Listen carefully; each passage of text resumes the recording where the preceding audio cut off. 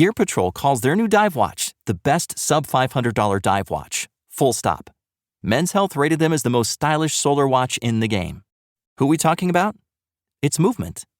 They're leveling up your gift giving with the sleekest watches you can buy and the biggest deals of the season.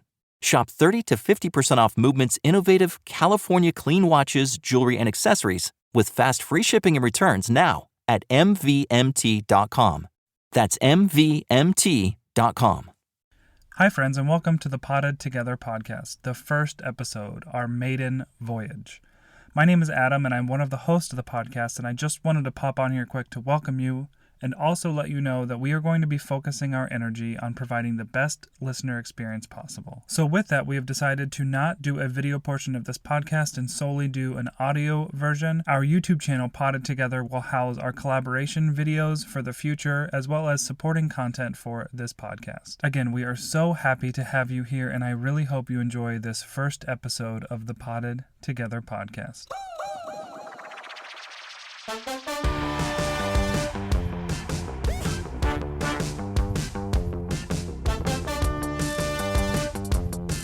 Welcome to the podcast Potted Together. My name is Becca. I'm Nicole. And I'm Adam. We decided to start this podcast journey together because our friendship has just developed strongly. We all get along so well, and it's just something that we enjoy doing, hanging out together and collabing. So we wanted to be able to do this while we weren't able to be close together. And so a podcast seemed like the perfect solution to all of those problems. And I remember the first time all three of us met. I recall reaching out to Adam and Becca and just saying, hey, like my mom and my stepdad moved to Arizona a couple of years ago, and I would visit quite often. And Adam and Becca both live in Arizona, different parts, but still Arizona. And I just remember thinking like how fun it would be to be able to meet with them in person and do a collab video. Do you guys remember that? Yes. It was so much fun. And I reached out to Becca a few months before then to collab because I wanted to drive down to Tucson. There were some things I wanted to see down there. And then we went to a plant shop. What was the name of the plant shop you took me to? We went to Green Things. Green Things in Tucson. That was amazing. I just remember being blown away by like all of the cactus, because in Chicago, and me being a cactus girl, I was just very impressed. Yeah, and right before we met up, you went to the Tucson Botanical Gardens in May, which if anyone here is from Arizona or familiar, that is a big mistake. I think you went... It was so hot.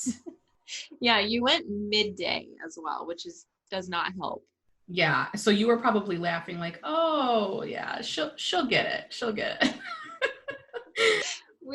As we were walking around the nursery, our faces were getting like redder and redder as it went on because it was so hot. It was really a hot day, a hot May day. Yeah, it was. And in Chicago, the weather in May is usually beautiful because it's spring and it's like 60s, 70s, not in the desert, folks. So we did a collab video there, and that's when we met for the first time. And I remember meeting you and just feeling very like comfortable, and it was just really easy to talk to you and like to chat about plants and, you know, a whole bunch of other things. It was just really easy. So I remember thinking like after you met Adam, which you guys met at a plant swap, right? Yes, Yeah, we did.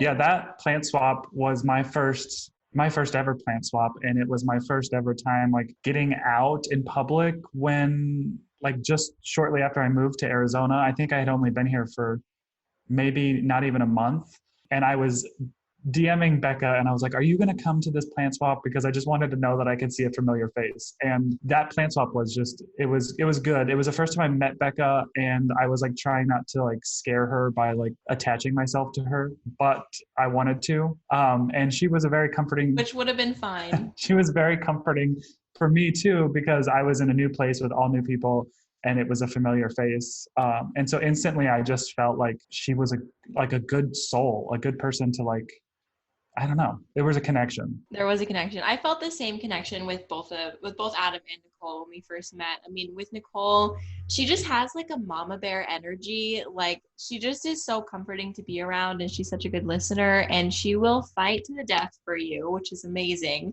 And I could just feel that immediately on our first hangout. And with Adam, it just felt like, I don't know, like old friends coming together. Like it didn't feel awkward at all with either of them to hang out. And I don't know, sometimes when you meet plant friends in person, it can be kind of awkward, but that just was not the case with us. I think that our friendship has extended so much further than plants because of that. Like we just clicked, all three of us, really well.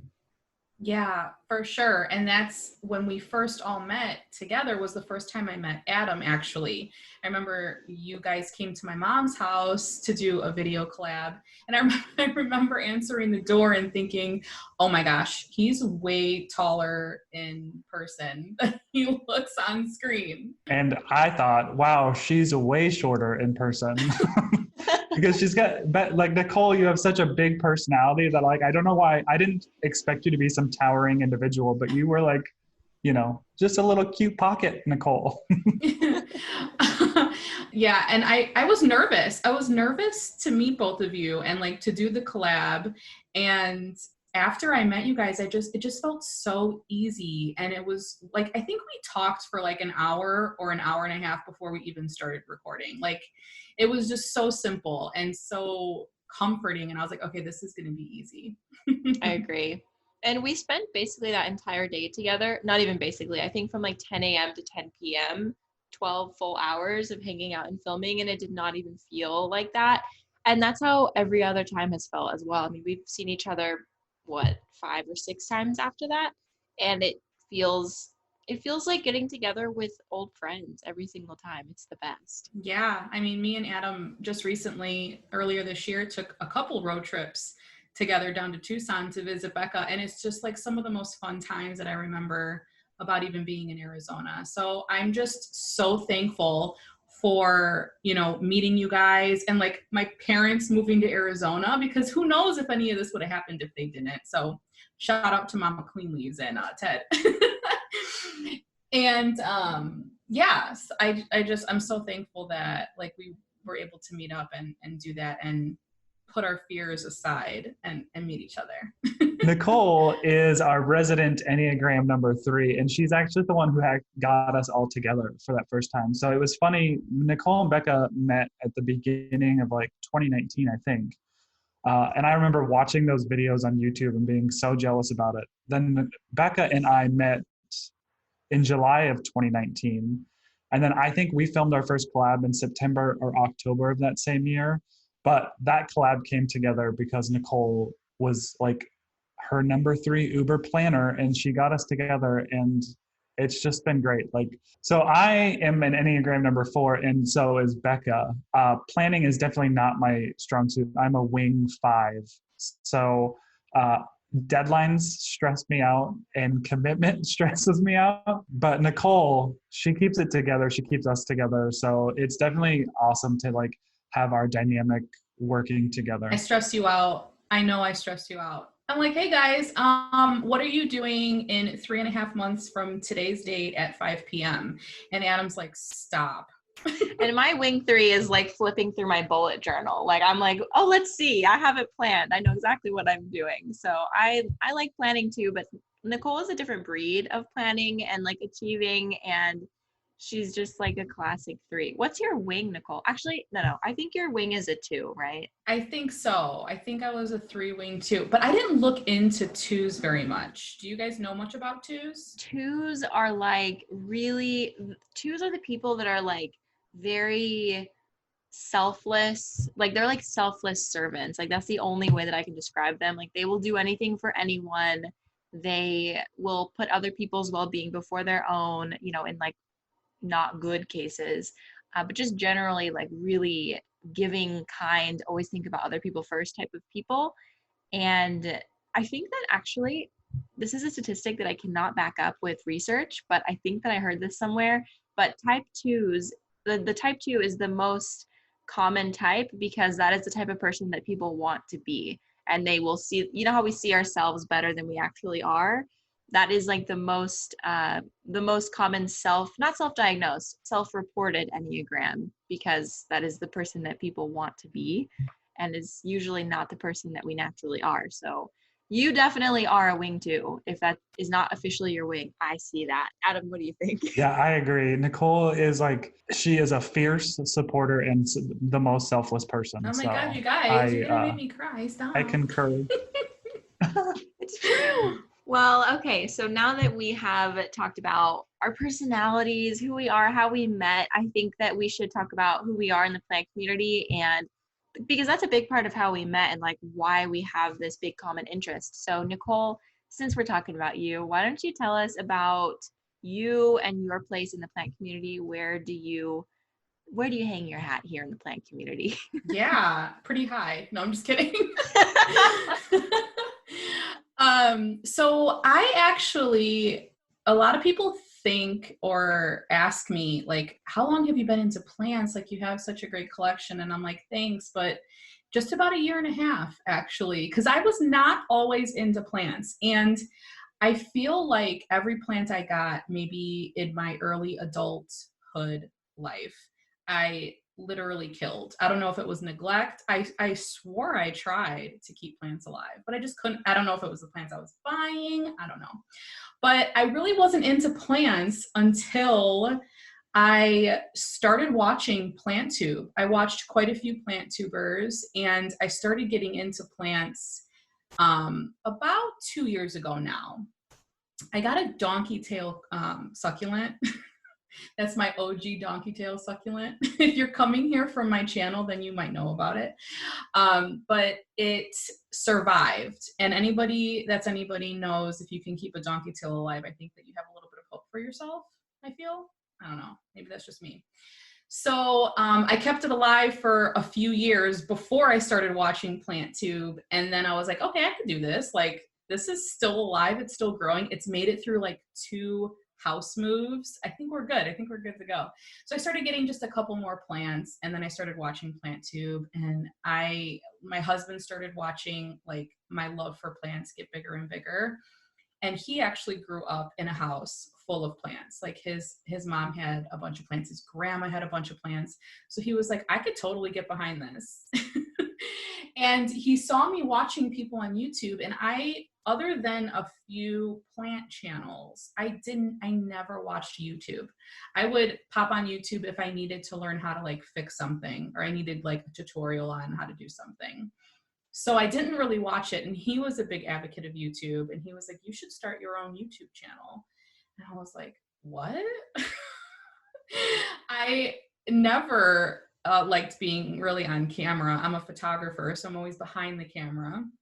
So it was a weird concept to me. And the more I thought about it, the more I was like, well, I have a lot to say. I absolutely love plants. And I feel like I can share the little bit of knowledge that I have with other people, like other people were doing. And so I did. So I started a YouTube channel in January of 2019.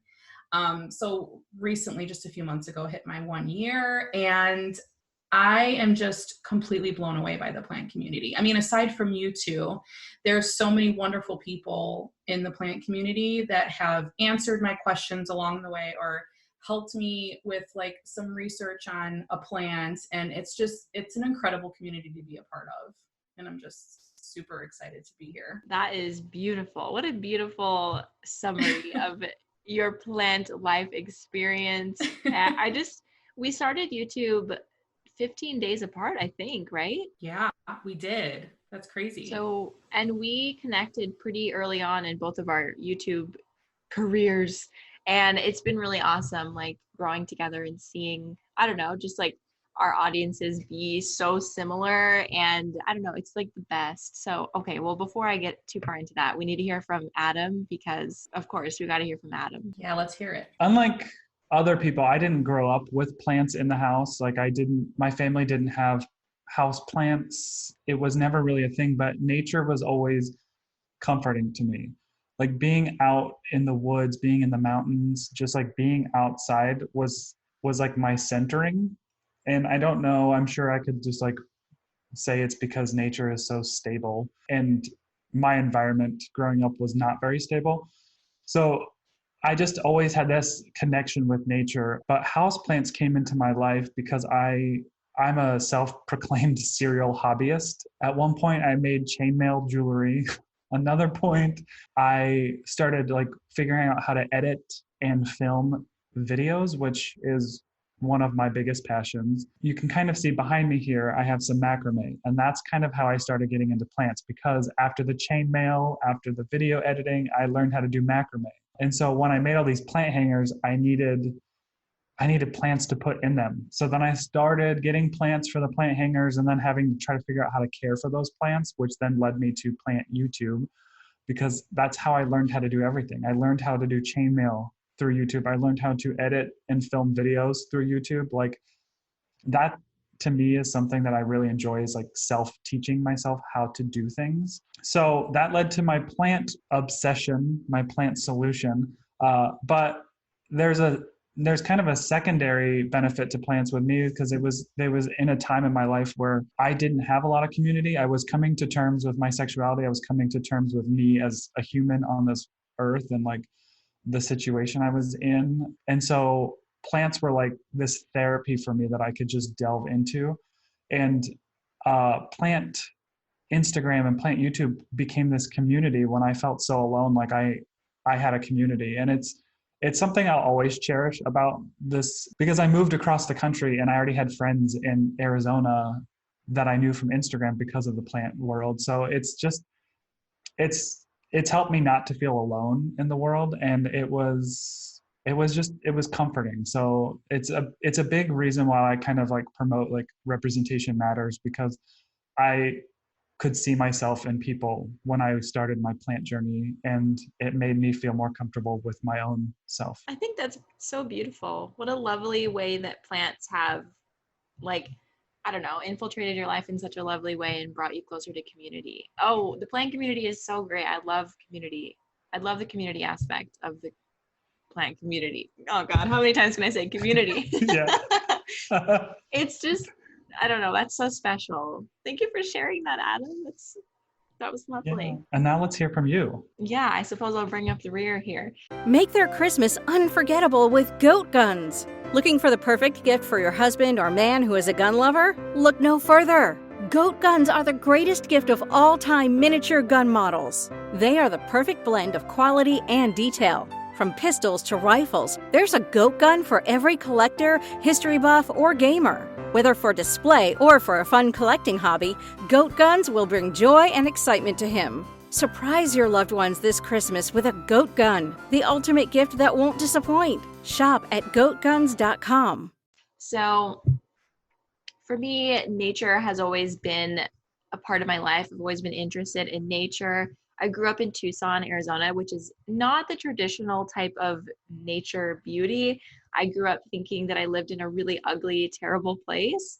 And it wasn't until college that I realized that this is actually a very, very special place to grow up. And there was so much that I just innately knew about my surroundings just by being here. And so a lot of my friends in college, well, not a lot of them, but a few of my friends in college came from out of state or out of the city, and seeing Tucson and the place that I grew up through their eyes really showed me a new perspective on the plants that I grew up around. So I guess it was kind of at that point that I started to have an interest in cactus and succulents. And obviously I failed like really hard at the beginning, like everybody does with those types of plants. And growing up, my family always had flowers, and we just found a bunch of old family pictures actually from when I was growing up. And we saw like a ton of like spider plants and just like random little plants in the background that like my mom had even forgotten about. So I guess I've always seen them, but I've been plant blind for a very long time to really understand houseplants and the goodness that they bring into a home. And so when I graduated from college, I was really looking for a direction, something to do with my life, because at that point I didn't have a super focused career choice. I didn't really know what I wanted to do. I got a pretty general degree, an English degree. So, I mean, there's a lot of ways that I could have gone. And I was feeling really strange to be in this place where I wasn't a student anymore.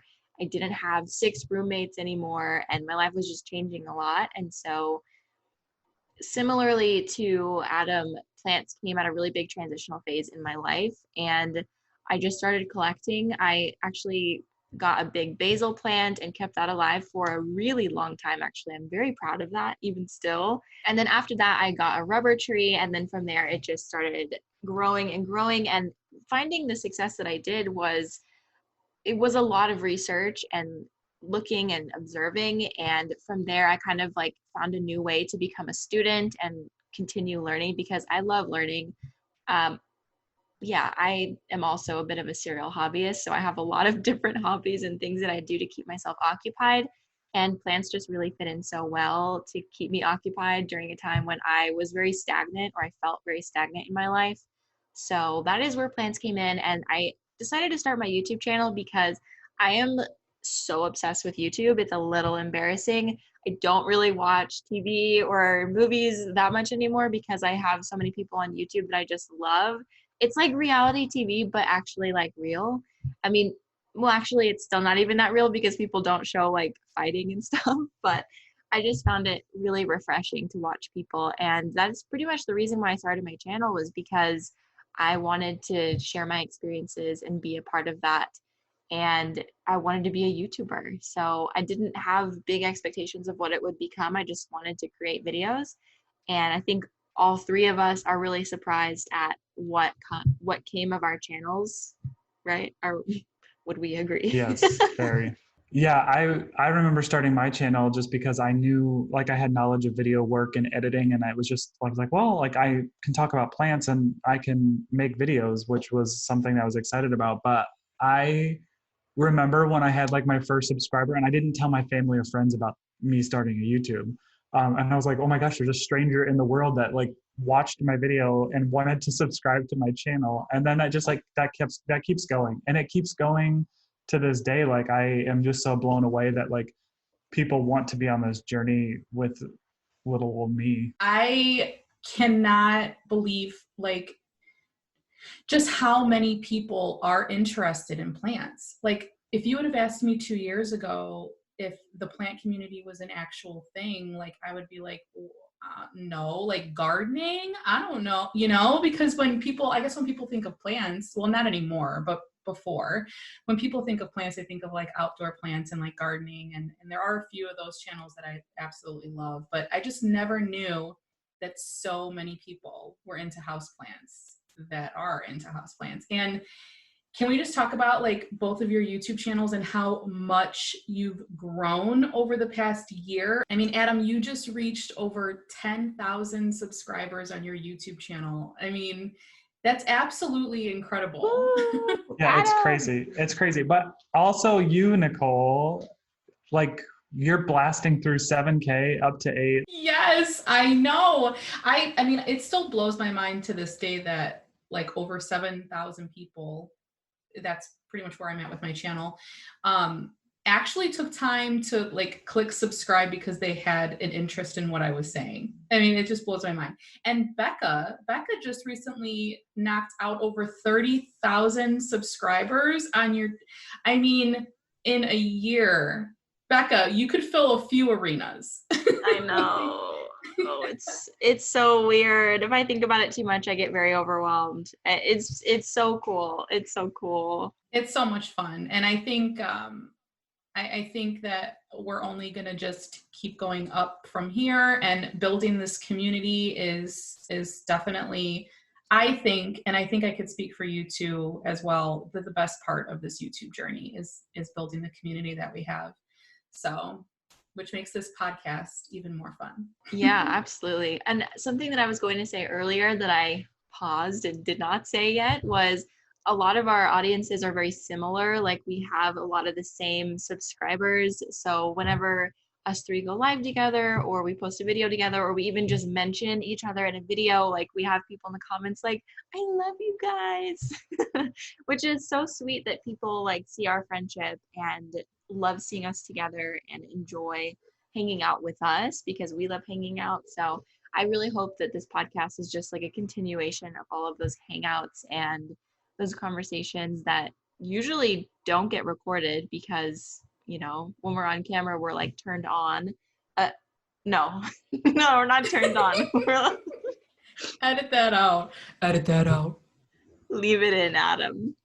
when we're on camera, we're on. So we're kind of not performing, but we're kind of not going on tangents and talking about lots of other things. But we have some pretty fun conversations. So I hope that this podcast can sort of give you guys a look into more of our conversations, and you can also join in our conversations. I would say that I feel like when we are together filming, that's probably the most natural me, because I'm relaxed. I'm with you guys, and I'm filming by myself. I feel like I have to be like on set, and we still kind of have that way when we're filming together, but I'm a little bit more natural me. And so when people see us together, like that's our friendship, like that's how we are. And it's something I cherish myself, because it's just so nice to like have a connection with multiple people who understand your hobby, understand your work, if we're going to call YouTube work. And like we just have so many things to like talk about. It's awesome. Mm-hmm. Yeah, so many things. As much as like we text each other pretty much every day, and I'll find myself texting them about one thing, and then before anybody even replies, I'm like, oh also, and it's all these different topics. Probably pick up their phone like, oh God, she's got a lot on her mind this morning, doesn't she? It's always like this 6:30 a.m. text from Nicole, like at least 4, just a block of text from Nicole every morning. No, just kidding, not every morning, but those are like the best mornings to wake up and to see that you guys are already chatting, because I'm a bit of a late riser, if I'm honest. So usually they've already been chatting for a while and then I wake up. There's also a pretty big time difference. It's 2 hours ahead in Chicago from Arizona. So I've gotten a little used to it with my parents being out there, but my mom wakes up at like 5:30 in the morning. So I'm up by like 8:30, and I'm usually able to just go to town, but not with these two. Well, not with Becca. Adam, what time do you wake up? 6:30 to 7 is usually my wake up time in Arizona. So that's 8:30 to 9 your time. Adam, why? What? Why? Why would you ever, like, on a regular basis voluntarily wake up that early? I woke up that early this morning and it was terrible. So I have never been an early riser. Like I actually have an issue where I cannot hear my alarm clock. Like through college, and my friends from college can like attest to this, I would set like 5 different alarms and they would all be going off and I would sleep through all of them. I missed tests. I missed work. Sometimes it was awful. And my mom used to call me every morning to wake me up. Like she would call me consistently like 15 times. I would wake up and have like 15 missed calls. It was awful. But since moving to Arizona, I don't know what it is, but I like wake up early. I mean, it's very bright here early in the morning. So it might be something with Arizona, because I feel like I'm the same way. I feel like, when I'm visiting my mom and Ted, I will be up at like 5:30, 6 o'clock in the morning, because for one, the sun rises and sunsets in Arizona. If you have not seen a sunrise or a sunset in Arizona, you haven't lived your life fully. So get to Arizona for this reason alone.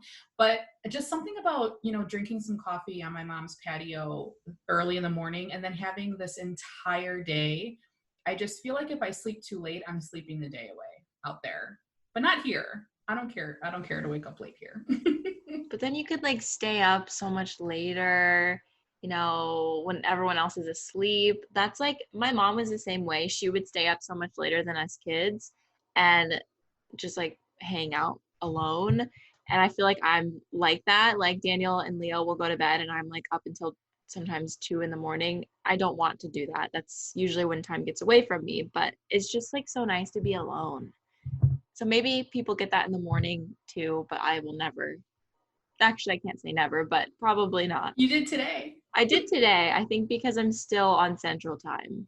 So that is a little bit about us individually and a little bit more about this podcast idea that we've all had potted together. The name, as soon as we all heard it, we fell in love with it because we're potted together. Like this is a community, and it's not just Becca, Nicole, and I as a community, but everyone. This plant community plays a huge part in my life and has been something that has comforted me. So I was really excited to start this, to build the community, to strengthen it, and just have us all grow together. Yes. I think Becca was the one who said, how about potted together, like very randomly? And I was like, Was it me? Was it you? Oh, I'll take it. It was me. Everyone, it was me. I said it. Unless it was Adam. Was it you, Adam? I don't think it was me. Okay. I'm going to give it to Becky. Okay, we'll give it to Becky. I just remember, like, it was like a light bulb, like in the cartoons just went off, like right over all of our heads. And we're like, yeah, that's it. And then, you know, I don't know if you wanted to talk about this, Becca, but I'm just going to totally put you on blast. Becca actually drew our logo, and after she sent it to us, I think that it really came full circle. I was like, oh my gosh, this is absolutely adorable. Well, thank you. It's so cute. And then I remember you giving it to Adam, and Adam did the font and the wording potted together with Becca, Adam, and Nicole. And I would just like seriously wanted to cry. I was so excited about this, and I really hope you guys are too. If you are as excited as we are about this podcast, you can look for our new episodes every Monday. We will be posting them on your favorite podcast player. We are working on getting our podcast distributed to as many podcast players as possible. So as they get updated and we know where our podcast can be played, we will let you guys know on Instagram. So you can follow our Instagram at Potted Together. And you can find each of us individually on YouTube and Instagram. My username on Instagram is @knotdude, KNOT, knot as in tying knots, macrame. And also on YouTube as knotdude. And then you can also find me on Instagram at mycleanleaves, or on YouTube, mycleanleaves. And finally, you can find me on Instagram at De La Plants and on YouTube, Becca De La Plants. We really hope that you enjoyed listening. Thank you so much for supporting us. If you wouldn't mind sharing this with a planty friend, we would love that so much and give you a big virtual hug. All right, we will talk to you guys in the next episode. Bye.